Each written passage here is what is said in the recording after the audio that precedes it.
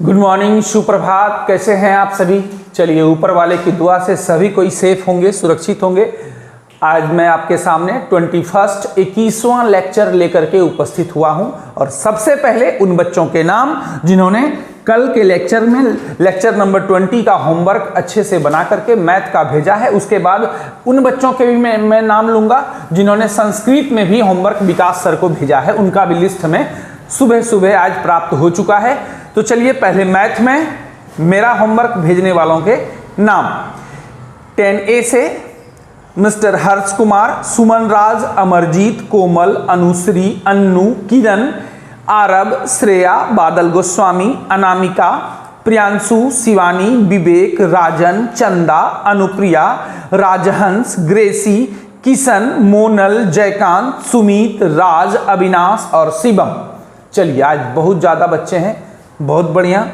10 section B से अंशु कुमारी, प्रियांशु, रामकुबेर, खुशी, विश्वजीत, प्रीति, पीयूष, निखिल, शिल्पी, आंचल, Sarvesh, lovely, Sohal, Rajneesh, चंदन और अंकित सेकेंड। चलिए, अब 10 सेक्शन सी से जिन्होंने होमवर्क भेजा है मैथ का, सागर सेकेंड, विशाल, ललन, ज्योति, पीयूष, मनीषा, नंदनी, कोमल, आयुष, साक्षी, काजल और सागर फर्स्ट। 10 सेक्शन डी से खुशी, लक्ष्मी और कुमकुम। चलिए, 10 सेक्शन डी से थोड़ा कम है, इसलिए डी के बच्चों को खास करके ये आग्रह किया जाता है कि आप भी अन्य सेक्शन की तरह आप अच्छे से होमवर्क भेजने का प्रयास करें, ये आपके हक में होगा। चलिए, अब संस्कृत में लेक्चर नंबर 6 का होमवर्क विकास सर को भेजने वालों के नाम। 10 सेक्शन ए से अन्नू, सुमन राज, कोमल, अनामिका, ग्रेसी, अमरजीत, हर्ष, बादल गोस्वामी, अनुश्री, किरण, आरब, राजहंस, चंदा, शिवानी, राजकुमार, श्रेया, अनुप्रिया, सुमित, राजन, प्रियांशु, सोहल, मोनल, अविनाश और किशन। चलिए, बहुत बढ़िया। 10 सेक्शन बी से संस्कृत का होमवर्क भेजने वालों के नाम रामकुबेर, अमन, आंचल, सर्वेश, प्रियांशु, खुशी, शिल्पी, निखिल, अंशु, लवली, चंदन, नेहा, अंकित फर्स्ट, विश्वजीत और रजनीश। 10 सेक्शन सी से विशाल, ललन, ज्योति, आयुष, साक्षी, सागर, कोमल, मनीषा और नंदनी। और 10 सेक्शन डी से लक्ष्मी, आशीष और कुमकुम। चलिए, 10 सेक्शन सी से भी कुछ बच्चे कम हैं, लेकिन प्रयास कीजिए कि अधिक से अधिक संख्या में होमवर्क भेजें, ये आपके हित में होगा। चलिए, तो आप लोग तैयार रहिएगा सैटरडे को टेस्ट के लिए। शनिवार को सुबह में 8 बजे आपके मोबाइल पर क्वेश्चन जाएगा। और एक और महत्वपूर्ण सूचना दे दें, बाकी कल के क्लास में, कल फ्राइडे है, कल के क्लास में हम विस्तृत सूचना देंगे टेस्ट का। आज बस इतना सा जान लीजिए कि केवल ऑब्जेक्टिव टाइप का टेस्ट होगा, ठीक है? केवल ऑब्जेक्टिव टाइप का टेस्ट होगा, जिसमें छोड़ देते हैं, बाकी सूचना कल देंगे। ऑब्जेक्टिव की तैयारी आपको करनी, कुछ ऑप्शन वाला रहेगा, कुछ फिल इन द ब्लैंक्स रहेगा, ठीक है? दोनों टाइप का रहेगा। टोटल 50 मार्क्स का होगा, 50 नंबर का होगा, है ना? याद रखिएगा। तो तैयार रहिएगा आप लोग। 50 मार्क्स का 1 घंटे का टेस्ट होगा, ऑब्जेक्टिव टाइप होगा। आप लोग आज से ही तैयारी कीजिए, कल हम और अच्छे से समझा देंगे। कल का क्लास बहुत महत्वपूर्ण होगा, जरूर कीजिएगा कल टेस्ट के बारे में। और जो कुछ भी बताना है आज मैंने बता दिया। चैप्टर भी हम बता देते हैं। 2 चर वाले रैखिक समीकरण युग्म 3.1 से लेके 3.6 तक, अब प्लस द्विघात समीकरण जो अभी हम कल से स्टार्ट किए हैं वो भी रहेगा। दोनों मिलाकर के केवल ऑब्जेक्टिव टाइप की तैयारी आप आज से ही शुरू कर दें, अच्छा रहेगा। 50 नंबर का होगा, 1 घंटे का टेस्ट होगा। आपको केवल आंसर भेजना है, 1 पेज में भेजना है, बाकी सूचना कल।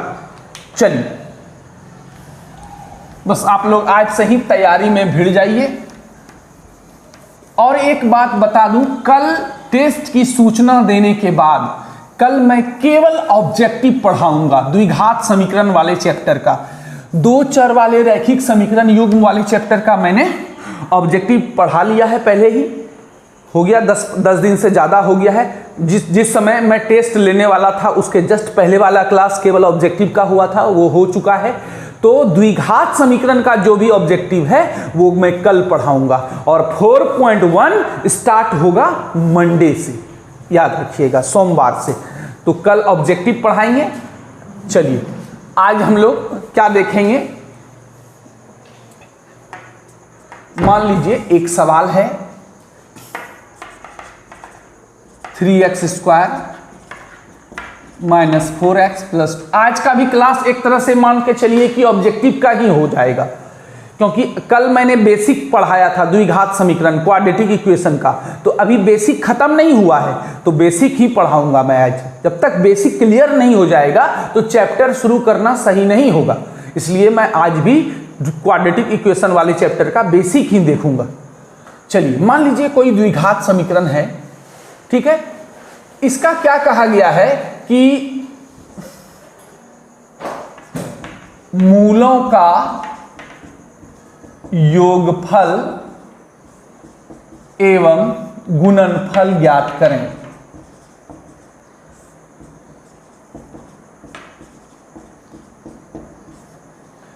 मूलों, पिछले बार तो श्रेया और विवेक दोनों हाईएस्ट रैंकर थे, 49 मार्क्स ला करके। देखते हैं इस बार क्या होता है, कौन टॉप 10 में आते हैं। सारा लिस्ट मेरे पास मौजूद रहेगा, इंस्टीट्यूट खुलने पर आप लोग को पुरस्कृत भी किया जाएगा, वो सब तो होगा ही। चलिए मान लीजिए एक सवाल है, इसमें मूलों का योगफल और गुणनफल ज्ञात करना है। तो याद कीजिए, आप जब द्विघात बहुपद पढ़े थे उसमें शून्यकों का योगफल गुणनफल ज्ञात करते थे, उसमें जो x का मान निकलता था उसको शून्यक बोलते थे, लेकिन यहां जो x का मान निकलता है इसको मूल बोलते हैं। तो यहां पर हम क्वेश्चन क्या रहेगा, कोई द्विघात समीकरण रहेगा तो मूलों का योगफल एवं गुणनफल ज्ञात कीजिए। क्या रहेगा, मूलों का योगफल एवं गुणनफल। तो चलिए स्टार्ट करते हैं।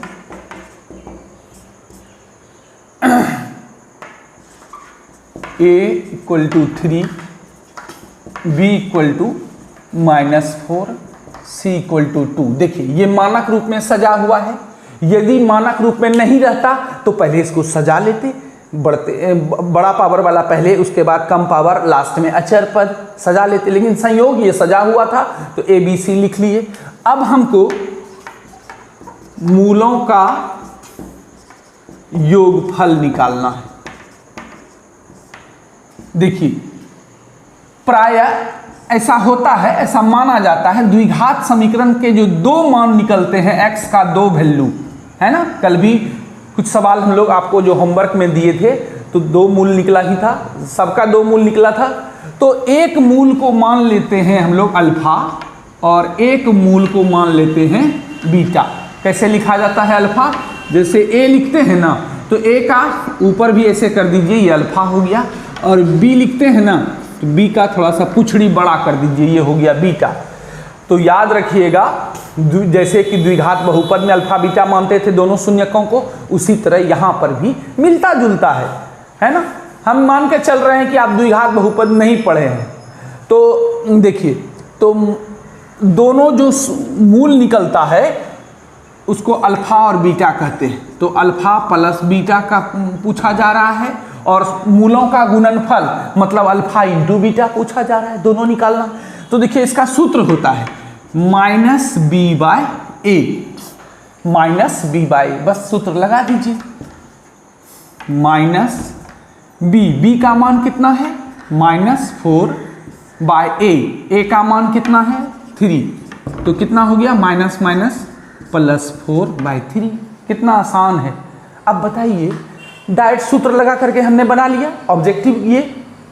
अब कोई बच्चा कहेगा कि सर हम सूत्र क्यों लगाएंगे, हम ऐसा करते हैं कि इसका मूल निकाल लेते हैं और फिर दोनों को जोड़ देंगे तो फिर अल्फा प्लस बीटा निकल जाएगा। देखिए वो भी आंसर इतना ही आएगा, लेकिन वो बहुत लेंदी प्रोसेस हो जाएगा, है ना।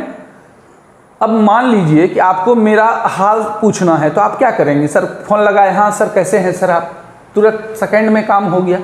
और आप मेरा हाल जानने के लिए आप मेरे पास आते हैं, फिर पूछते हैं, फिर घर जाते हैं, तो कौन सा प्रोसेस आपको ज़्यादा बेटर लगा? कि चलिए किसी से भी तो तुरंत सूत्र लगाए, तुरंत काम से मतलब है ना, वो भी तरीका से आंसर यही आएगा, लेकिन वो बहुत लेंथी प्रोसेस होगा। इसलिए हम लोग क्या करेंगे, डायरेक्ट सूत्र लगा करके अल्फा प्लस बीटा। याद रखिएगा, ये सूत्र वाली कॉपी में लिख लीजिएगा। द्विघात समीकरण में, द्विघात बहुपद में भी यही होता था, वहां लिखते थे शून्यकों का योगफल बराबर माइनस बी बाई और शून्यकों का गुणनफल सी बाई। लेकिन चूंकि द्विघात समीकरण पढ़ रहे हैं इसलिए यहां शून्यक नहीं, यहां मूल।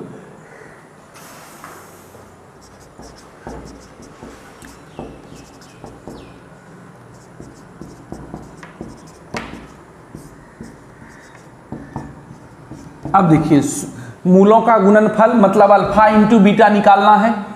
क्या बोले हम कि दोनों मूलों को अल्फा और बीटा से प्रायः सूचित किया जाता है।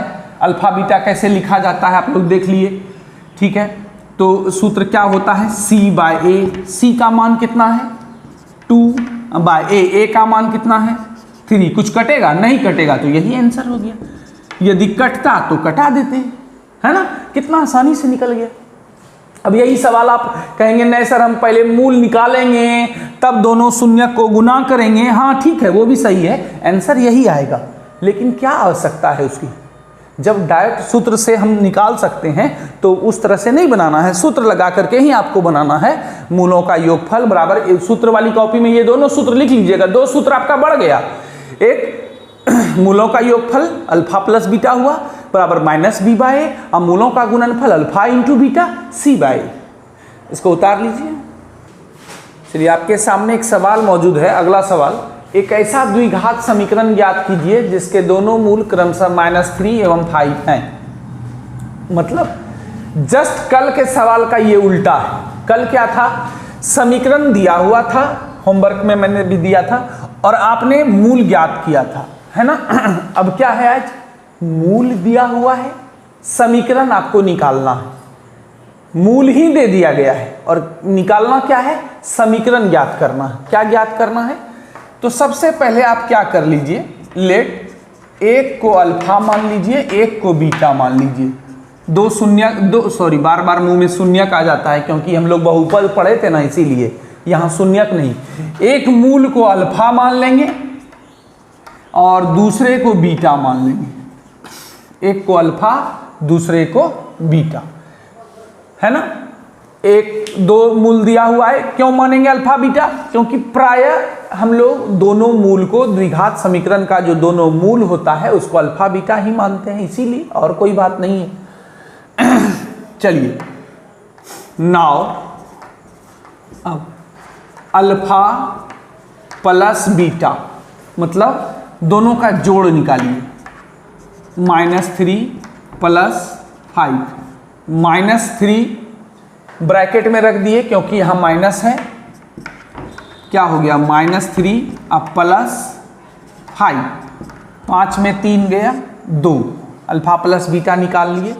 अब अल्फा इंटू बीटा निकालिए, -3 गुना 5, 5 माइनस में नहीं है तो इसको ब्रैकेट में रखना कोई जरूरी नहीं है।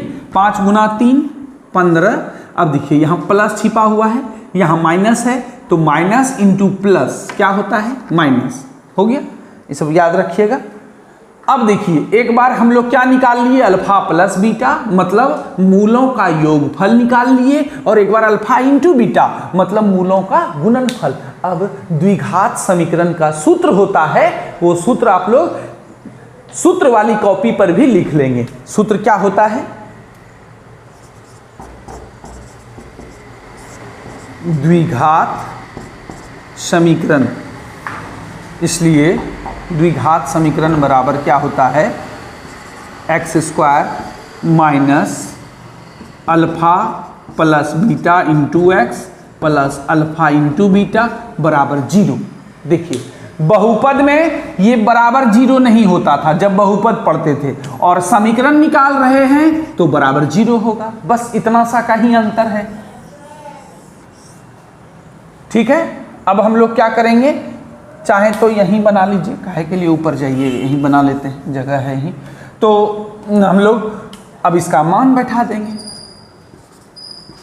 ये सूत्र हुआ, याद रखिएगा। यदि आपसे हम पूछें द्विघात समीकरण का सूत्र क्या होता है निकालने का, तो x square minus alpha plus beta into x plus alpha into beta बराबर 0। हम मान लीजिए एक ऑब्जेक्टिव हम आपको दे दिए एग्जाम में, एक ऐसा द्विघात समीकरण बताइए जिसके दोनों मूल x एवं y है। तो क्या होगा, अल्फा की जगह x रख दीजिएगा और बीटा की जगह y रख दीजिएगा। तो क्या हो जाएगा, x square minus x plus y into x. देखिए यहाँ दोबारा x आ गया, तो उस टाइप का नहीं रहेगा। अल्फा बीटा की जगह मान लीजिए कि a b रह गया। क्या हो गया, a और b है दोनों मूल, तो x square minus a plus b into x plus a into b बराबर 0। मतलब दोनों मूल जो भी रहेगा, पहला मूल अल्फा के स्थान पर रख दीजिएगा और दूसरा मूल बीटा के स्थान पर। तो यहां देखिए हम तो अल्फा प्लस बीटा निकाल चुके हैं। कितना निकाले हैं, देखिए ऊपर है अल्फा प्लस बीटा का मान 2 निकाल चुके हैं। समान जुटा हुआ है तो इसलिए दिक्कत नहीं होगा। प्लस अल्फा इंटू बीटा का मान कितना है, -15 बराबर 0।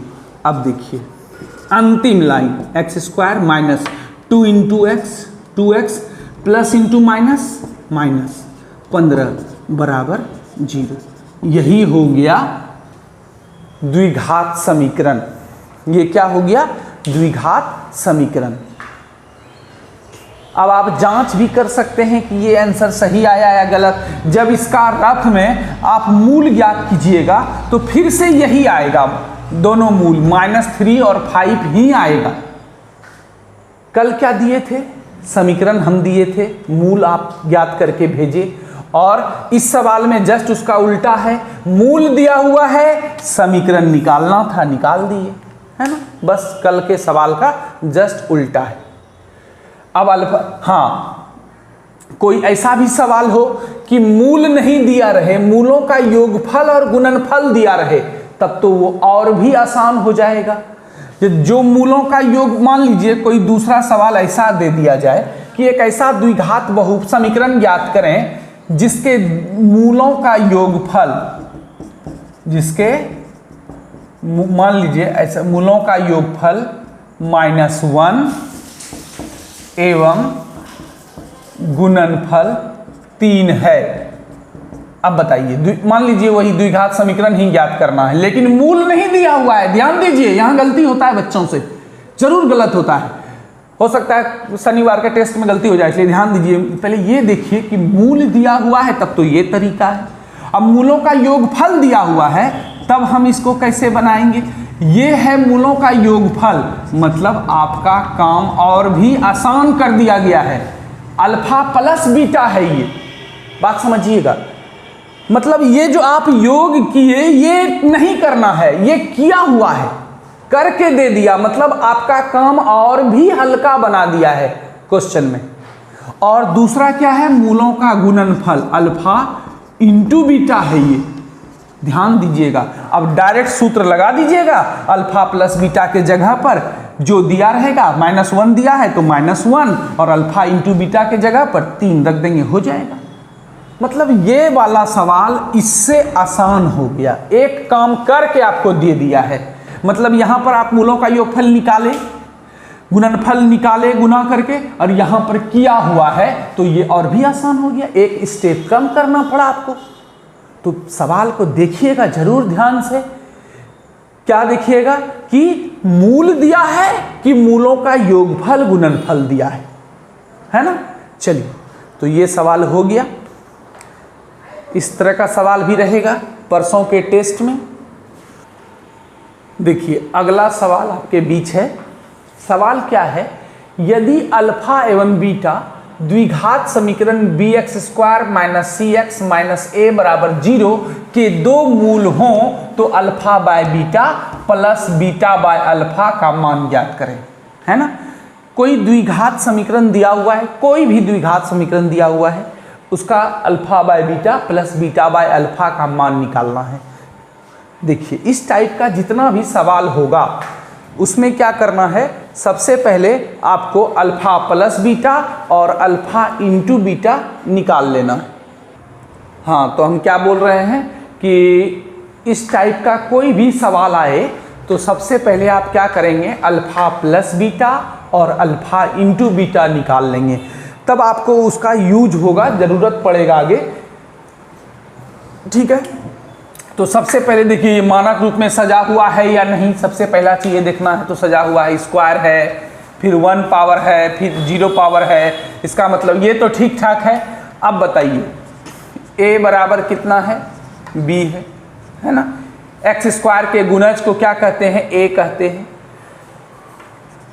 b बराबर x के गुणज को b कहते हैं, तो b बराबर माइनस c है, और c बराबर कितना है, माइनस a।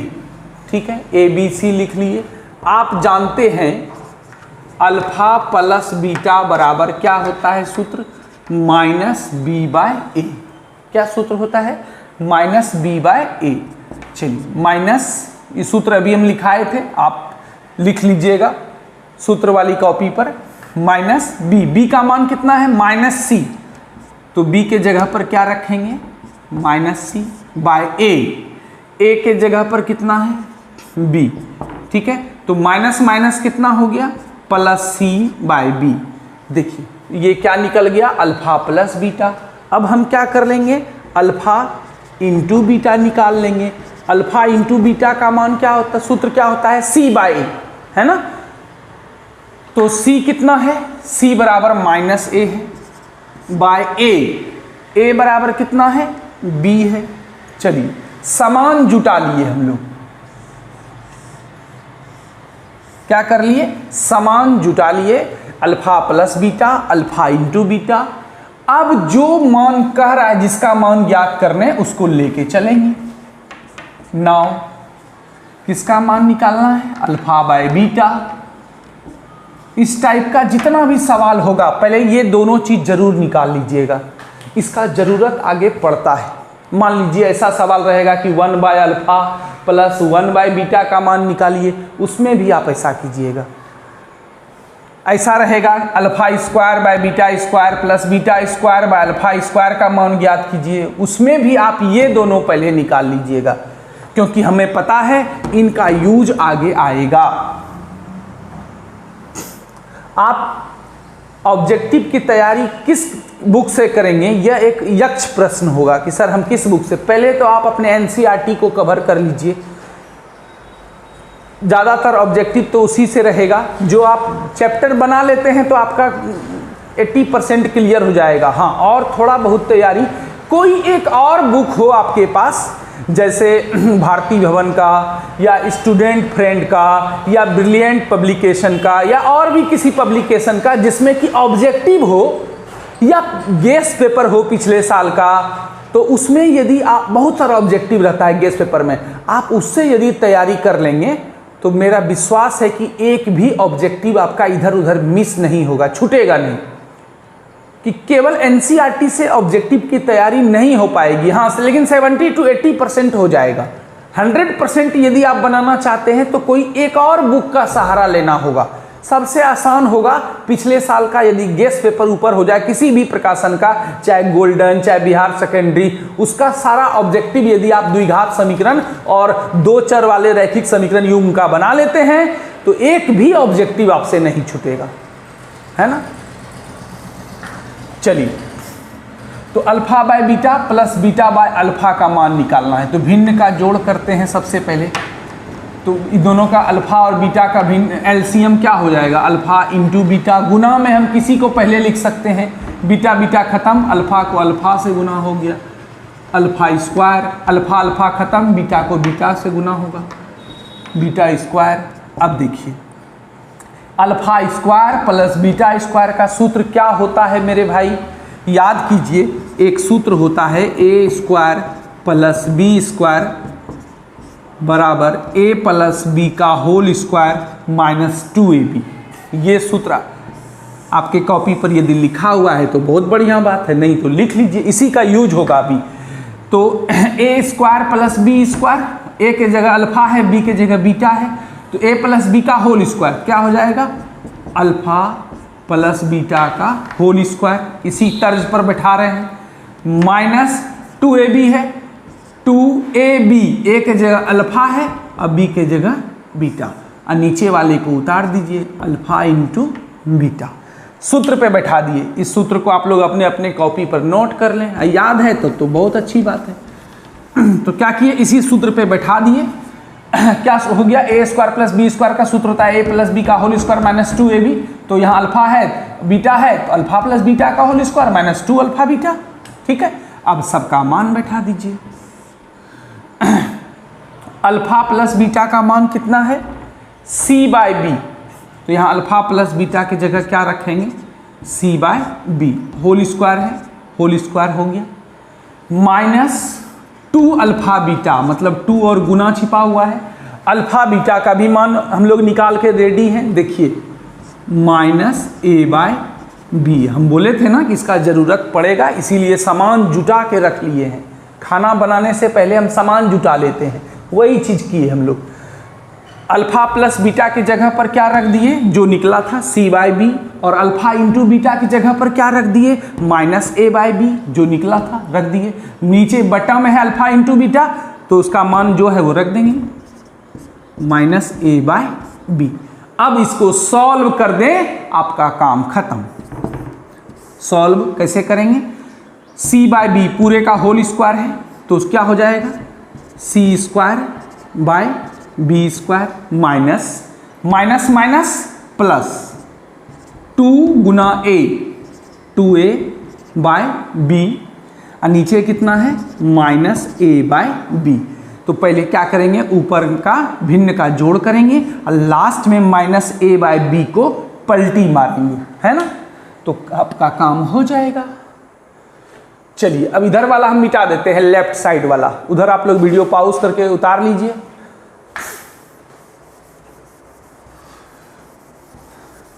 अब लगभग बन चुका है,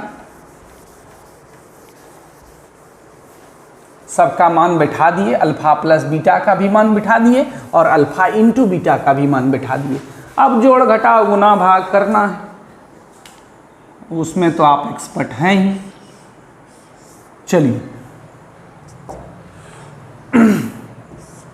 बी स्क्वायर और बी का एलसीएम कितना हो जाएगा, बी स्क्वायर में बी स्क्वायर से भाग देंगे, 1 को सी स्क्वायर से गुना करेंगे, सी स्क्वायर हो गया, प्लस बी स्क्वायर में बी से भाग देंगे बी, अब बी को एक बी बचेगा, बी को 2a से गुना करेंगे, 2ab हो गया भिन्न का जोड़। अब देखिए माइनस a/b जो है इसको पलटी मार दीजिए, क्योंकि भिन्न का जोड़ तो कंप्लीट हो चुका है। तो b ऊपर और a नीचे, माइनस को कहीं लिखिए कोई दिक्कत नहीं है, ऊपर लिखिए नीचे लिखिए बीच में लिखिए, एक ही बात है, यहाँ माइनस है ही। ठीक है, ठीक है। देखिए b से b स्क्वायर कट गया, एक b बचा, ऊपर नीचे कटता है कोना कोनी। अब देखिए ऊपर में क्या बचा, c square plus 2ab by b गुना a, ab, यही आंसर हो गया, है ना। अब आप इसको ऐसे भी लिख सकते हैं, 2ab को पहले c स्क्वायर को बाद में, उससे कोई फर्क नहीं पड़ता है। प्लस में हम किसी को पहले लिखें, नो मैटर, है ना। तो बस इसी तरह बनाना है। कहिएगा सर इतना बड़ा बड़ा सवाल तो आप ऑब्जेक्टिव में नहीं है दीजिएगा ना, नहीं ऐसा मत सोचिए, हम बड़ा सवाल भी देंगे आपको, उसको बनाना है और बना करके तब ना आंसर मारिएगा। बड़ा सवाल भी रहेगा टेस्ट में, कुछ ऑब्जेक्टिव 1 नंबर का रहेगा, कुछ ऑब्जेक्टिव 2 नंबर का भी रहेगा। हम सारा चीज कल क्लियर करेंगे करके टेस्ट में, आज हम हल्का हल्का हिंट्स केवल दे रहे हैं आपको।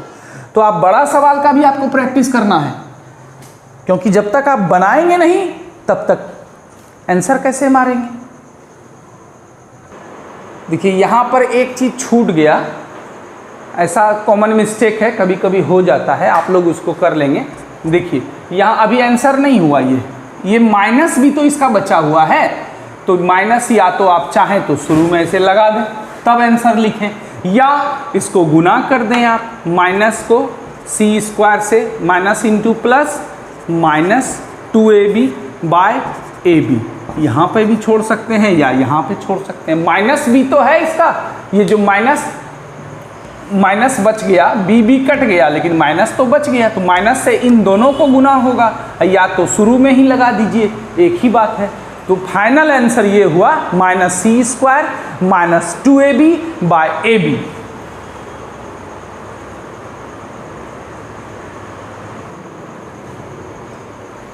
चलिए मान लीजिए कोई ऐसा सवाल हो आपके सामने, कोई द्विघात समीकरण दे दिया जाए और उसका पूछा जाए कि उसका पूछा जाए कि विविक्तर ज्ञात करें, केवल विविक्तर, विवेचक, डिस्क्रिमिनांट, तो आप क्या करेंगे, केवल डी निकालेंगे, आंसर हो गया, है ना। केवल विविक्तर पूछा जाए, विविक्तर का मतलब क्या होता है, डी, कैपिटल डी, जो कल बताए थे, b² माइनस 4ac।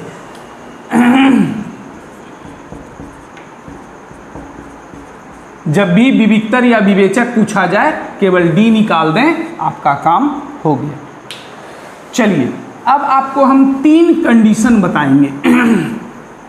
जैसे कि 2 चर वाले रैखिक समीकरण युग्म में 3 कंडीशन हुआ था, विरोधी और विरोधी आश्रित। इसी तरह इसमें भी 3 कंडीशन होता है। सबसे पहला कंडीशन है, यदि किसी द्विघात समीकरण में d 0 से बड़ा हो, मतलब d का मान 0 से बड़ा हो, मतलब 0 से बड़ा किसको बोलते हैं, प्लस में, जैसे +2 या 3, प्लस तो नहीं भी लिखेंगे तो छिपा हुआ है, मतलब 1 से 1 हो, 1 से लेकर के अनंत तक कोई भी संख्या हो, प्लस में हो। 0 से बड़ा का मतलब प्लस में, और 0 से छोटा का मतलब माइनस में। तो यदि d का मान प्लस में हो, मतलब 0 से बड़ा हो, तो द्विघात समीकरण के दोनों मूल वास्तविक एवं असमान होते हैं। कैसे होते हैं, वास्तविक एवं असमान, याद रखिएगा। अब आपके मन में होगा सर वास्तविक किसको कहते हैं, उस पर भी हम चर्चा कर लेंगे, थोड़ा सा पहले लिख देते हैं तीनों कंडीशन। दूसरा, यदि d का मान 0 से छोटा हो, d लेस देन 0, 0 से छोटा मतलब बताए माइनस में हो, तो द्विघात समीकरण के दोनों मूल अवास्तविक को काल्पनिक भी कहते हैं, याद रखिएगा। मतलब अवास्तविक एवं असमान, इसमें भी असमान होते हैं। 2 कंडीशन हो गया, बहुत इंपॉर्टेंट कंडीशन, इसी पर सवाल बनेगा और ऑब्जेक्टिव बनेगा। आज हम कंडीशन बता दिए, कल इस पर हम सवाल भी बताएंगे। यदि d बराबर 0 हो तो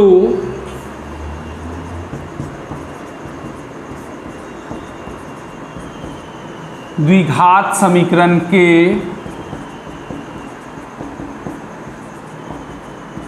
दोनों मूल वास्तविक एवं समान होते हैं। समान माना एक ही होते हैं। ये 3 कंडीशन सूत्र वाली कॉपी पर लिखिएगा, सब सूत्र को एक साथ लिखिएगा, आपको फायदा होगा इससे। तो देखिए, जब d का मान 0 से बड़ा हो मतलब प्लस में होगा, तो दोनों मूल वास्तविक अवास्तविक समझ लीजिए। जितनी भी संख्या है, वास्तविक और अवास्तविक क्या होता है वो समझ लीजिए। जितनी भी संख्या है, जैसे कि कोई संख्या है पूर्ण संख्या है, कोई बटे में है, कोई माइनस में है, 0 है, रूट में है, दशमलव में है, जितना तरह का ये संख्या देख रहे हैं सबको वास्तविक कहा जाता है। सबको क्या कहा जाता है, हर तरह का संख्या वास्तविक है। बटे में है, दशमलव में है, माइनस में है, जीरो में है, रूट में है, पूर्ण संख्या है, सब वास्तविक है। तो कहिएगा सर सारा टाइप जब वास्तविक ही हो गया तो अवास्तविक किसको कहते हैं? देखिए, जब कोई संख्या रूट के अंदर माइनस में हो, जैसे root under -4, root under -7, root under कुछ भी -1.2 माइनस में हो जाए रूट में, तो उसको क्या बोलते हैं? अवास्तविक या काल्पनिक। याद रखिएगा, जब कोई संख्या क्या हो, रूट में हो और माइनस हो, उसके आगे माइनस लगा हुआ हो, रूट तो हो ही और साथ साथ क्या लगा हुआ हो? माइनस लगा हुआ हो, इसका मतलब है कि वो क्या है? अवास्तविक संख्या है। याद रखिएगा, ठीक ना? क्यों? क्योंकि इसका कोई वर्गमूल नहीं निकलेगा। माइंड देखिए, 4 का वर्गमूल 2 होता है। क्यों? क्योंकि 2 का स्क्वायर 4 होता है। लेकिन जब रूट अंडर -4 का मान आपसे पूछा जाएगा तो -2 नहीं होगा इसका वर्गमूल, ना तो -2 होगा ना तो +2 होगा, मतलब बीच मझधार में आप फंस गए। इसीलिए इस कैटेगरी को हम लोग किस में रखते हैं? अवास्तविक संख्या। बस सीधा सीधी याद रखिए, यदि रूट के अंदर माइनस लगा हुआ हो संख्या के आगे में, शुरू में, तो इसका मतलब है ये अवास्तविक। अब बाकी सब दशमलव वाला हो, रूट वाला हो, जीरो हो, बटे वाला हो, माइनस वाला, सब वास्तविक हो गया। तो ये एक बात तो क्लियर हो गया कि वास्तविक क्या है और अवास्तविक क्या है। अब समान और असमान तो आप समझ रहे होंगे, मतलब पहले कैटेगरी में जब d 0 से बड़ा होगा तो दोनों मूल असमान होगा, मतलब अलग अलग आएगा। जैसे एक मूल आया अल्फा का मान आ गया 3, बीटा का मान आ गया 5, मतलब अलग अलग आएगा, समान नहीं आएगा, असमान। दूसरे में भी असमान, लेकिन तीसरे में जब d बराबर 0 होगा तो दोनों मूल समान होगा, मतलब जो अल्फा आएगा वही बीटा आएगा। जैसे पहला मूल आया 1/2 तो दूसरा मूल भी आएगा 1/2, मतलब दोनों मूल समान होता है। कब? जब d का मान 0 के बराबर होता है, तब। इन तीनों कैटेगरी को क्या कीजिएगा? याद कर लीजिएगा, इस पर बहुत सारा ऑब्जेक्टिव बनेगा। क्या बोले हम? जब d का मान 0 से बड़ा हो तो मूल कैसे होते हैं? वास्तविक एवं असमान होते हैं। d 0 से छोटा हो तो अवास्तविक और असमान, दोनों में असमान, और तीसरा में समान। तीसरा में जब d का मान 0 से बराबर होता है किसी द्विघात समीकरण में, तब दोनों मूल समान होगा, मतलब सेम आएगा, अलग अलग नहीं आएगा। अब देखिए, पहले कंडीशन में और तीसरा में दोनों में वास्तविक है ना? वास्तविक है, इसका मतलब है कि मूलों का अस्तित्व है, मूलों का अस्तित्व है। और तीसरा में भी वास्तविक है, तो इस लिख लीजिए, मूलों, कॉपी पर लिख लीजिए, मूलों का अस्तित्व है। लेकिन बीच वाला जो कंडीशन है ये, जब अवास्तविक आ गया, मतलब रूट के अंदर माइनस वाला आ जाएगा, तो इस स्थिति में हम लोग क्या लिखेंगे? मूलों का अस्तित्व नहीं है। तो इसको अच्छे से याद कर लीजिएगा, इस पर बहुत सारा ऑब्जेक्टिव बनने वाला है। ये 3 कंडीशन है, द्विघात समीकरण का बहुत इंपॉर्टेंट कंडीशन है, और सूत्र वाली कॉपी पर तो अवश्य लिख दीजिएगा। अब हम लोग बढ़ते हैं होमवर्क की ओर। आज का होमवर्क, चलिए आपके सामने होमवर्क है। होमवर्क में एक बार पढ़ के थोड़ा हिंट्स दे देता हूँ।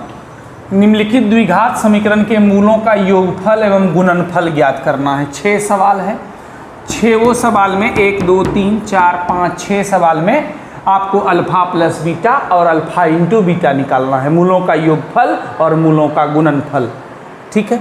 दूसरा सवाल है द्विघात समीकरण ज्ञात करना है जिसके दोनों मूल दिए हुए हैं। एक को अल्फा मान लीजिए, एक को बीटा मान लीजिए, किसी को भी अल्फा किसी को भी बीटा मान सकते हैं और उसके बाद द्विघात समीकरण निकालना है। तो पहले आप क्या करेंगे, अल्फा प्लस बीटा निकाल लेंगे, फिर अल्फा इंटू बीटा और उसके बाद सूत्र लगा दीजिएगा। इस तरह का सवाल आज की क्लास में बताए भी हैं, इस टाइप का भी बताए हैं। तीसरा सवाल देखिए, दिए गए, इसको ध्यान से देखिएगा, दिए गए द्विघात समीकरण का विविक्तर ज्ञात करना है और मूलों की प्रकृति बताना है। विविक्तर का मतलब डी, द्विघात समीकरण दिया हुआ है, पहले डी निकाल लीजिएगा, वो विविक्तर हो गया। बी स्क्वायर माइनस 4ac होता है, डी बराबर विविक्तर निकल गया। अब ये नया चीज क्या है, मूलों की प्रकृति, मतलब देखिए 3 कंडीशन जो बताए हैं, यदि d का मान 0 से बड़ा आया मतलब प्लस में आया तो मूल वास्तविक एवं असमान होते हैं, वही उसका प्रकृति है। तो आप क्या कीजिएगा, d निकालिएगा, मान लिए d का मान 0 से बड़ा आया यानी प्लस में आया तो लिख दीजिएगा मूल वास्तविक एवं समान होंगे, हो गया मूलों की प्रकृति। यदि किसी समीकरण का d का मान 0 से छोटा आया, माइनस में आ गया तो क्या लिखिएगा, अतः चूंकि d 0 से छोटा है अतः दिए गए, ऐसे लिखिएगा, चूंकि d लेस देन 0 अतः दिए गए द्विघात समीकरण के मूल अवास्तविक एवं असमान होते हैं, वही है उसका मूलों का प्रकृति। यदि d बराबर 0 आ जाए इस 6 सवाल में से किसी सवाल में, तब वहां पर क्या लिखिएगा कि चूंकि d इक्वल टू 0 अतः दिए गए द्विघात समीकरण के मूल वास्तविक एवं समान होंगे, बस यही प्रकृति है। तो आप लोग क्या कर लीजिए, इन 6 टोटल 18 सवाल है, होमवर्क में आपको बनाना है, वीडियो पॉज करके या स्क्रीनशॉट ले करके इसको क्या कीजिए, उतार लीजिए। मान लीजिए आपको नीचे का देखने में दिक्कत हो रहा है तो थोड़ा हम इसको नीचे कर देते हैं,